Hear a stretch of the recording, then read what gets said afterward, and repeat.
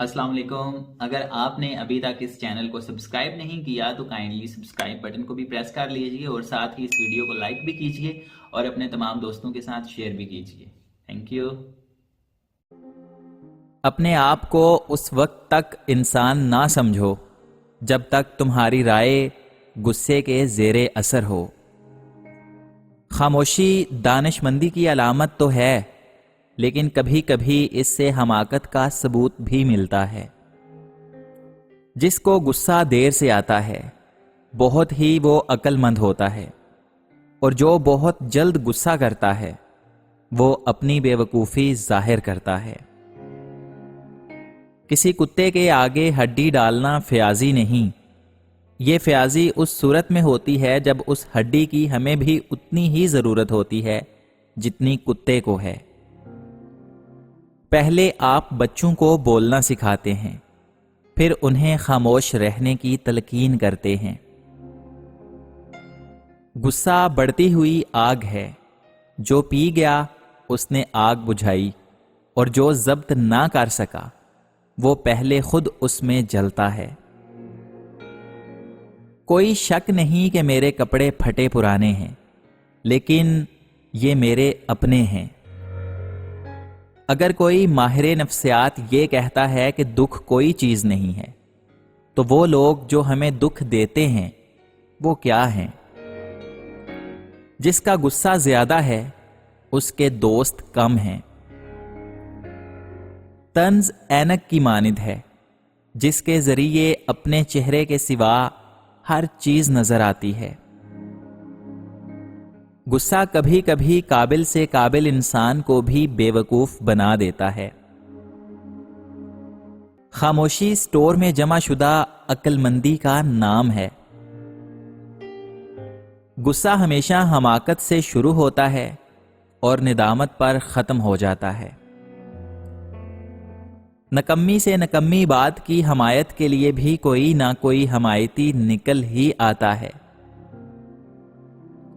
غصے کی مقدار بات چیت میں اتنی ہونی چاہیے جیسے کھانے میں نمک. طاقتور شخص وہ ہے جو اپنے غصے کو تسکین میں تبدیل کر دینے پر قادر ہو. اس چیز کی ضمانت نہیں دی جا سکتی کہ امیر والدین غریب والدین کو جنم نہیں دیں گے. انسان کی عقل کا اندازہ غصے کی حالت میں لگتا ہے. جو لوگ کسی راہ گزر پر کسی کا انتظار کرتے ہیں، ہم بیکار انہیں بھی نہیں کہہ سکتے. غصہ کرنے کا مطلب ہے کہ ہم دوسروں کی غلطیوں کا انتقام اپنے آپ سے لیتے ہیں، اور یہ کس قدر مضحکہ خیز بات ہے. صرف انسان ہی وہ مخلوق ہے جسے شرم و حیا کا احساس نہیں. کسی کے غصے میں کہے ہوئے الفاظ کو کبھی مت بھولو. ایک تحقیق کے مطابق عورت ہمیشہ ایسے مرد کو دھوکہ ضرور دیتی ہے جو اس کے ساتھ حد سے زیادہ مخلص ہو اور اس کو سچے دل سے پیار کرتا ہو. صبر اس لا علمی کا نام ہے جسے خوبی کا نام دے دیا گیا ہے. صرف وکیل ہی ایسے لوگ ہیں جو اپنے الفاظ اور غصہ کرائے پر دیتے ہیں. کسی خاتون کے پاس اس قدر کپڑے نہیں ہونے چاہیے کہ پہننے کے وقت اسے یہ سوچنا پڑے کہ کون سا لباس پہنوں. اگر کسی کی دوستی کو آزمانا ہو تو اس کو غصے میں لا کر آزماؤ. غصے میں اس کی کہی ہر بات حقیقت ہوگی. 3 باتیں آدمی کو ہلاک کر دیتی ہیں: حسد، حرص اور تکبر. خاموش رہنے کے 4 بڑے فائدے. خاموشی آپ کو اپنے مقصد پر توجہ مرکوز کرنے میں مدد دیتی ہے. خاموشی آپ کے ذہنی تناؤ کو کم کر کے آپ کو باشعور انسان بننے میں مدد کرتی ہے. خاموشی آپ کو ایک کامیاب انسان بننے میں مدد کرتی ہے. خاموشی آپ کو اپنے رب سے جوڑتی ہے. خاموش رہنے کے 5 بڑے نقصانات۔ لوگ آپ کو ایک متکبر شخص سمجھیں گے۔ لوگ سوچیں گے کہ آپ ایک شرمیلے انسان ہیں۔ لوگ آپ سے دوستی نہیں کریں گے کیونکہ ان کے لیے آپ کو سمجھنا اور جاننا مشکل ہے۔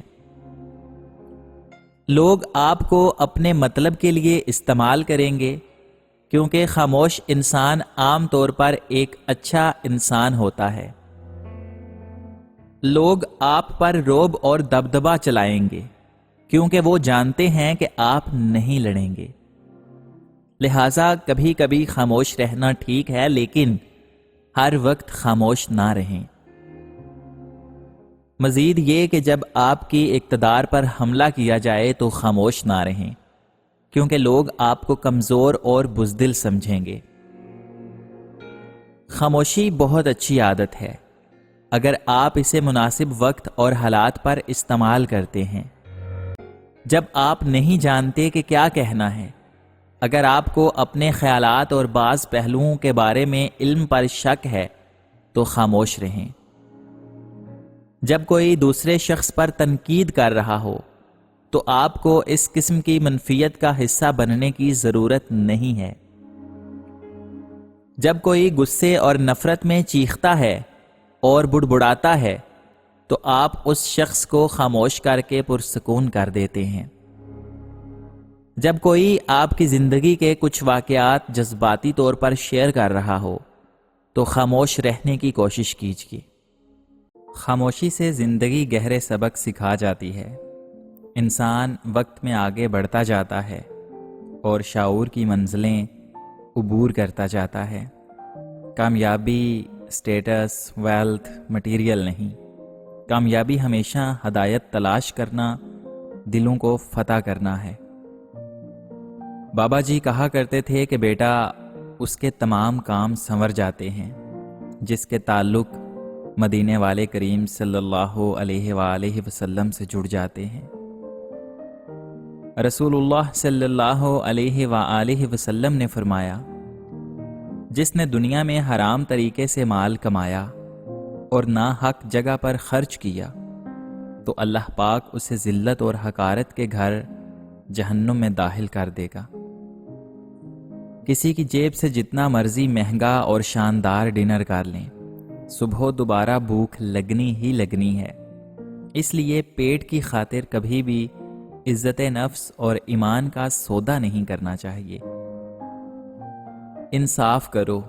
یاد رکھنا، حضرت صالح علیہ السلام کی اونٹنی کے قاتل صرف 4 لوگ تھے، مگر غرق پوری قوم ہو گئی کیونکہ باقیوں کا جرم خاموش رہنا تھا۔